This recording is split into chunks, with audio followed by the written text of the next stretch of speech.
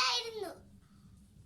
അപ്പോൾ ഒരു ദിവസം ഒരു പൈങ്കിളി പറന്ന് പറന്ന് ടയേർഡായി പോയി.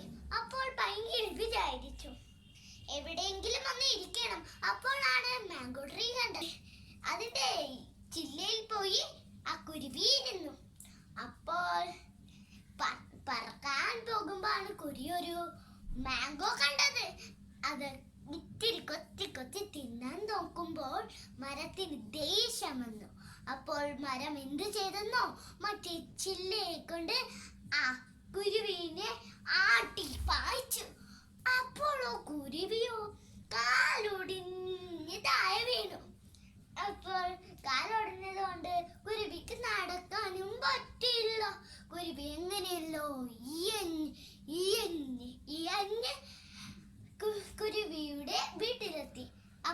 ഇത് കണ്ട് കുരുവിയുടെ യജമാനൻ ഒരു സിൻഡ്രല്ല ആയിരുന്നു. ഇത് കണ്ട് സിൻഡ്രല്ല ദേഷ്യപ്പെട്ട് എന്താണെന്ന് ചോദിച്ചു. അപ്പോൾ കുരുവി പറഞ്ഞു, ഈ എല്ലാ കാര്യങ്ങളും പറഞ്ഞു. താൻ ഒരു മാംഗോ കുത്തി തിന്നപ്പോൾ മരം എന്നെ ആട്ടിപ്പായിച്ചു. അപ്പോൾ ഇത് കേട്ട സിൻഡ്രല്ല ദേഷ്യപ്പെട്ട് ഇടിമിന്നലുമായി മരത്തിന്റെ അടുത്ത് പോയി കരിയാക്കി കളഞ്ഞു മരത്തിനെ. അപ്പോഴോ മരം സങ്കടപ്പെട്ടു. ആ പണ്ടത്തെ പോലെ മാംഗോവും നിറയെ ഇലകളുമായിരുന്നെങ്കിലോ അത് വിചാരിച്ചു. അപ്പോഴാണ് ഒരു കുട്ടി കരഞ്ഞുകൊണ്ട് പോയിരുന്നത്. അപ്പോൾ ചോദിച്ചു, കുട്ടി എന്തിനാ നീ കരയുന്നത്? അത്രയും ചോദിച്ചു. അപ്പോൾ പറഞ്ഞു, എന്റെ അമ്മ എപ്പോഴും വിറക് കൊണ്ടുവരാൻ പറയും. ആ വിറകിൽ തീ പിടിപ്പിച്ചാണ് ഞാൻ ഭക്ഷണം ഉണ്ടാക്കല്. ഇന്ന് ചുള്ളിക്കമ്പുകൾ കിട്ടിയില്ലെങ്കിൽ അമ്മ എന്നെ വഴക്ക് പറയും, തല്ലുകയും ചെയ്യും. അപ്പോൾ ട്രീ വിചാരിച്ചു, അന്ന് ആരെയും ഞാൻ സഹായിച്ചില്ല. ഇപ്പൊ ഈ കുട്ടിക്കെങ്കിലും എനിക്ക് സഹായം വന്നു. അപ്പോൾ ആ മരം പറഞ്ഞു, നോക്കൂ മോളെ, എന്റെ കരിഞ്ഞ ചുള്ളിക്കമ്പുകൾ മോളെടുത്തോ. അപ്പോൾ അത് വേഗം ഒരു സിൻഡ്രല്ലയായി മാറി.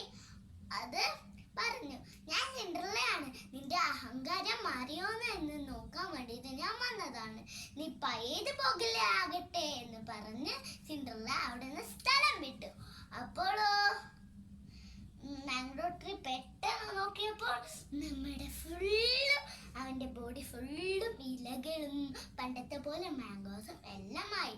കുറച്ച് കിളികൾ അതിൽ വന്ന് തിന്നാൻ തുടങ്ങി. അപ്പോൾ മരം ഒന്നും ചെയ്തില്ല. ഇത് കണ്ട പക്ഷികൾ വേറെ എല്ലാ പക്ഷിയോടും പറഞ്ഞു. ഇത് രാജാവിന്റെ ചെവികളിൽ എത്തി. അപ്പോൾ രാജാവും എല്ലാവരോടും പറഞ്ഞ് എല്ലാവരും ആ മാംഗോ ട്രീന്റെ കൂടെ ഫ്രണ്ട്സായി സ്നേഹിച്ചു. മാംഗോസ് ഇടക്കിടക്ക് കൊത്തി തിന്നാറുമുണ്ട്.